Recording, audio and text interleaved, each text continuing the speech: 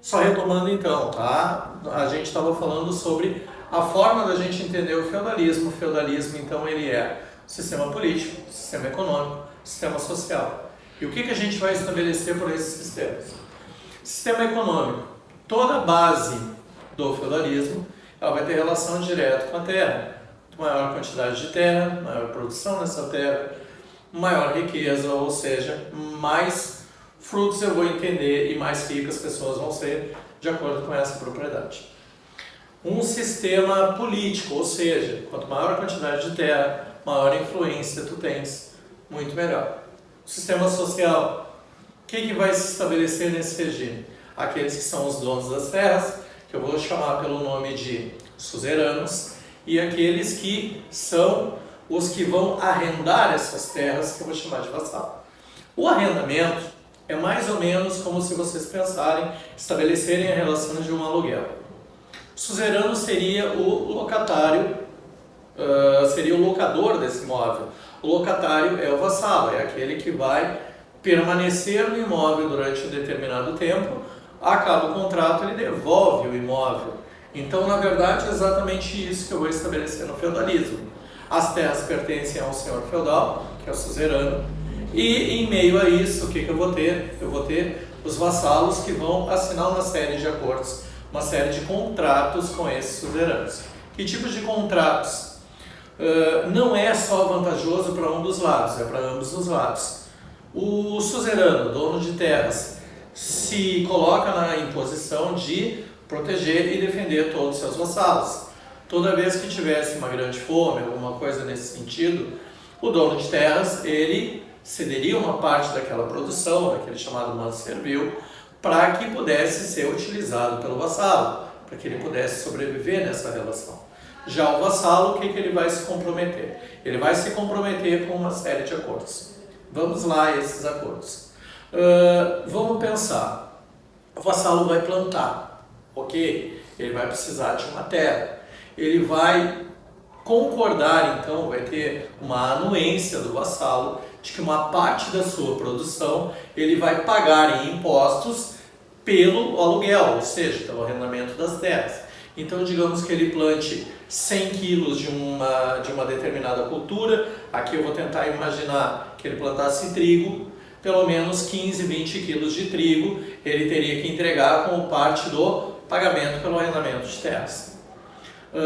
Ok, ele tem as terras, só que agora ele precisa do quê? Da semente para plantar. E quem é que tem essa semente? O dono das terras, exatamente o suzerano. Então o que ele vai fazer? Ele vai comprar essa semente do suzerano. Mais um acordo, mais um percentual por vender essa semente, o suzerano ganha mais um percentual em cima daquilo que ele produz. Quanto, professor? 5, 10, 15%, dependendo da vontade do suzerano. Ok, eu tenho a semente, eu tenho as terras, mas eu não posso esperar simplesmente que a ação da natureza se faça.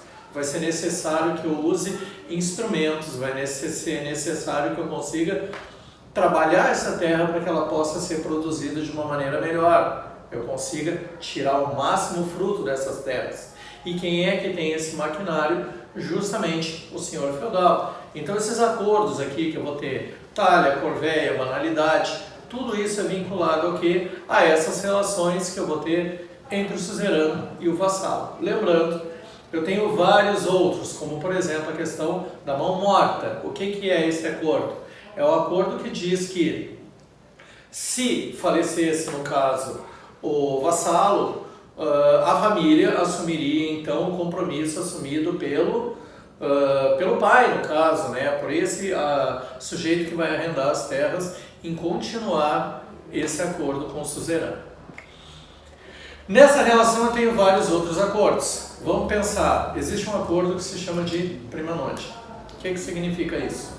Toda vez que a filha de um vassalo fosse casar, a noite de núpcias, tá? As 2, 3 primeiras noites eram destinadas a quem? Ao dono das terras. Tá, professor, mas aí a gente chegou num ponto. O que acontece se essa moça engravidar durante esse tempo que ela foi com o suzerano, com os donos das terras? Gurizada, fica tranquilo, pai é quem cria. não é quem produz. Então o que vai acontecer? A Igreja Católica, ela detém inclusive a autorização para essa reprodução, para esse filho que pode surgir disso aqui, e tem a anuência da Igreja. Então significa que ele podia levar essa menina, fazer ela trabalhar, fazer ela manter relações com ele, seja lá o intuito que ele quisesse fazer, era a parte que lhe cabia e fazia parte exatamente desses acordos.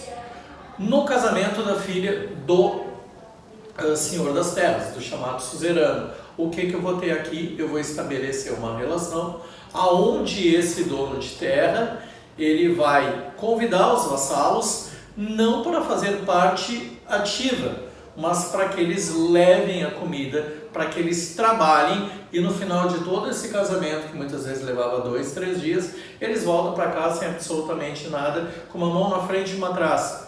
Tá, mas aí é sacanagem. O que mais que eu vou ter nessas relações aqui? Eu vou ter relações, por exemplo, como a questão da oferta de trabalho. Como eu falei, uma das coisas que se falou foi corveia, talha, banalidade. Uma desses impostos, desses acordos, previa a quantidade de dias trabalhados. O sujeito tinha uma quantidade muito curta de terras, então o que simbolizava? Que ele ia trabalhar um dos dias da semana para si. 3 dias da semana ele trabalhava nas terras do senhor feudal, desse suzerano. 2 dias na terra ele vai trabalhar no manso servil, ou seja, em espaço que ele vai produzir, isso pode ser utilizado tanto para venda quanto para estocagem, para fins de, em caso de uma grande fome, eles acabarem lançando mão a isso. E a gente fechou 6 dias da semana. E vocês devem estar pensando, a semana tem 7 dias e não 6. O que é feito com o 7º dia? É o dia que a gente vai entregar para quem? Para Deus. Esse 7º dia é o dia de responsabilidade com a igreja. Então o sujeito, ele pagava o dízimo dele, tá? A 10ª parte de tudo. Então esse sujeito plantava, pagava uma parte para a igreja, pagava. Esse sujeito pagava uma grande parte para o senhor feudal, pagava. Sobrava muito pouco, ele era muito explorado, sim. Tá, mas e como é que as pessoas aceitavam esse tipo de coisa? Ou aceitavam esse tipo de relação, ou simplesmente eles morriam.